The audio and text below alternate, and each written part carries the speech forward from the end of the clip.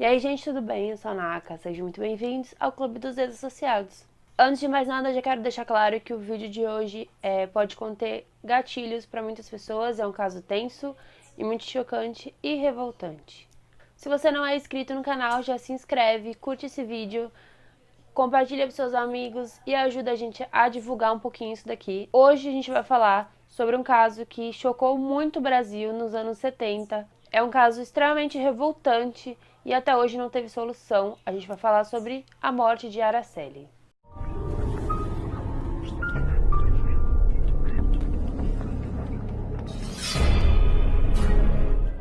O nome dela era Araceli Cabreiro Crespo, ela tinha 8 anos, em 1973, e ela morava com a família numa cidadezinha chamada Serra, que fica do lado de Vitória, lá no Espírito Santo. Ela era filha de Gabriel Crespo e de Lola Sanches, uma boliviana que morava aqui no Brasil, e ela também tinha um irmão.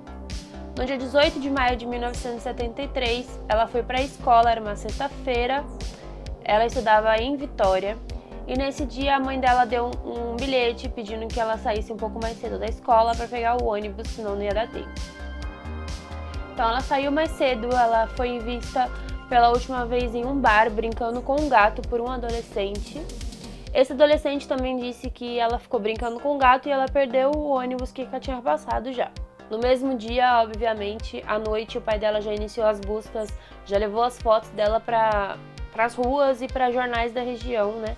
Para ver se alguém tinha encontrado a filha dele. 6 dias depois desse desaparecimento, no dia 24 de maio, um menino estava brincando atrás do hospital da criança lá em Vitória. Ele estava brincando de caçar passarinhos e ele encontrou um corpo num matagal atrás desse hospital. Esse corpo ele estava com o rosto totalmente desfigurado por ácido, então era irreconhecível. Ele tinha marca de mordidas no peito, na barriga, nas partes íntimas e tinha o queixo também deslocado. O pai da Araceli foi até lá o local reconhecer, né, fazer o reconhecimento do corpo. Ele reconheceu que era sua filha Araceli por uma marca de nascença que ela tinha entre os dedos do pé. No dia seguinte, a mãe dela foi lá e disse que não era filha dela. Mas depois de um tempo, os exames saíram e constataram que realmente era o corpo da Araceli, de 8 anos. Claro que o caso chocou o Brasil, principalmente porque estava em meio à ditadura. Então, muita gente ficou com muito medo, né? Era uma criança encontrada desse jeito. Logo, de acordo com os fatos, surgiram o nome de 3 principais suspeitos. O Dante de Brito Michelini, o seu filho Dante de Barros Michelini, que era o Dantinho, e o Paulo Constantin Henlau, mais conhecido como Paulinho. Todos são de famílias ricas e influentes, principalmente no Espírito Santo. Eles lidavam com exportação, maçonaria e coisas do tipo. Surgiram várias versões e teorias do que poderia ter acontecido com a Araceli, e uma dessas versões dizia que a Araceli foi sequestrada no bar pelo Paulo, que levou ela para um bar franciscano que era da família do Dante, e lá eles drogaram, estupraram e deixaram ela mantida em cárcere privado, até que a quantidade de drogas no corpo dela foi tão grande que a menina entrou em coma, e logo depois eles resolveram levar a menina para o hospital da cidade, o hospital da criança, onde ela foi encontrada lá atrás. A teoria diz que, como eles eram pessoas muito influentes na cidade, principalmente lá na cidade de Vitória, eles teriam usado dessa influência para retirar o corpo da menina que morreu lá no hospital e teria jogado lá atrás desse hospital e jogado ácido no rosto dela para que ninguém descobrisse quem era a menina, né? Ou pelo menos que não facilitasse nesse caso. A outra teoria envolve a mãe da Araceli. Diziam que ela era uma traficante boliviana que estava aqui no Brasil, estava lá no Espírito Santo justamente para entregar drogas para as famílias influentes da região, incluindo a família do Paulo e a família do Dante. O que dizem era que ela tinha usado a Araceli como se fosse uma mula, ou seja, levando as drogas na casa do Jorge, que seria o tio do Dante. Também dizem que a Lola tinha um caso com ele, que ela era amante desse Jorge e que ela é irmã de traficantes da cidade de Santa Cruz de la Sierra. Depois da morte da menina, a Lola foi embora para Bolívia largando a família, o marido, o filho, largando tudo aqui. Então, ninguém sabe o que realmente aconteceu, se ela era envolvida ou não nesse caso. Vários envolvidos na investigação morreram de formas duvidosas, formas bizarras e sem explicação nenhuma. Um deles foi o sargento José Homero Dias. Ele levou um tiro na nuca quando ele estava terminando de concluir a investigação sobre o caso. Até hoje ninguém sabe quem matou ele. Como o caso aconteceu na ditadura, muitas possíveis testemunhas sentiram medo e não falavam o que tinha acontecido, né? Com essas mortes acontecendo principalmente. Só calhou de piorar qualquer possível testemunha que pudesse falar uma verdade ou qualquer coisa que tenham visto da Araceli lá no local, né? O vereador Clério Falcão, na época, ele tentou de todas as formas ajudar a descobrir quem era o verdadeiro criminoso desse caso. Ele formou uma equipe de investigação junto com o perito Asdrúbal de Lima Cabral.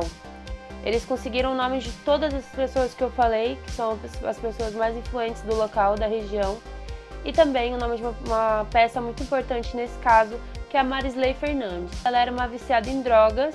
Ela disse que o casarão do Jardim dos Anjos era usado como local de festas para filhos de milionários e que lá eles usavam muita droga, principalmente cocaína e LSD e várias orgias. O Dantinho e o Paulinho já tinham uma fama na região dessas festas e também já sabiam que eles rondavam escolas atrás de meninas mais novas, normalmente crianças, para eles abusarem, na verdade, nessas orgias que eles faziam. Porém, a gente está falando do Brasil nos anos 70, né, filhos de ricos no meio da ditadura. Então, você já pode imaginar, né? A Marisley também disse que o Paulinho chegou a levar ela até o corpo onde estava a Araceli e que no carro tinha uma garrafa com um líquido amarelo e que ele estava usando luvas, e ele levou ela até o local para ele ver se precisava de mais ácido no rosto da menina, porque a intenção dele era que ninguém descobrisse de quem era o corpo, né? Depois dela ter falado tudo isso, ela negou, dizendo que ela nunca falou nada e que ela estava louca. O superintendente civil Gilberto Barros Faria, ele veio a público dizendo que ele sabia quem eram os culpados, que ele tinha o nome dos culpados e que eram vários, e que a população de Vitória ficaria chocada quando ele expusesse nomes. Coincidentemente, depois dele ter um encontro com o Dante pai, ele mudou de opinião, ele debochou do caso, dizendo que na verdade o culpado era um velho negro demente que rondava a escola da menina. Em agosto de 1977, o juiz Hilton Cille pediu a prisão do Dantinho e do Paulinho pela morte da Araceli e do Dante pai por tumultuar o inquérito para livrar o filho dele, né? Ele estava envolvido com todo mundo que estava envolvido na investigação, na verdade, só para livrar a barra do filho dele. Isso foi em agosto e em outubro eles já estavam todos soltos. E o juiz promovido a desembargador. Brasil, né? Brasil. Em 1980, o Dantinho e o Paulinho foram julgados novamente, foram condenados e as suas sentenças foram anuladas. Depois, só em 1991, eles foram a julgamento de novo e todos foram absolvidos. Inclusive, o nome dos acusados virou nome de rua lá em Espírito Santo, principalmente em Vitória, como se nada tivesse acontecido. E já fizeram centenas de pedidos de abaixo-assinado contra esse nome dessas ruas, para tirar o nome dessas ruas, porém permanece lá, pelo que eu sei. A Rua São Paulo, onde a Araceli morava, teve o nome mudado para Rua Araceli. O dia 18 de maio ele foi dado como Dia Nacional contra o Abuso Sexual e a Exploração de Crianças e Adolescentes pelo Estado. Então foi isso, espero que vocês tenham gostado desse vídeo. Foi um caso bem difícil para fazer, eu relutei bastante para chegar nesse caso, mas eu não poderia ir para frente sem falar um pouco disso. Como vocês sabem, o meu foco maior são casos brasileiros, porém eu já estou querendo ir para os casos gringos, para os casos americanos, então se você tem alguma sugestão de caso, principalmente nacional ou não, pode deixar aqui nos comentários, pode mandar nas nossas redes sociais. Daqui pra frente vocês vão ver que vai dar uma mudada aqui no canal. O quadro da Jenny vai dar uma mudada e ela vai falar um pouco mais sobre teorias da conspiração e casos misteriosos e assombrados. Então, se você tem algum caso que você queira saber, se você tem alguma experiência que você já passou, pode deixar aqui nos nossos comentários, pode mandar no Instagram, no Twitter, no Facebook, que a gente lê e com certeza vai rolar por aqui. Então é isso, galera. Valeu. Tchau, tchau.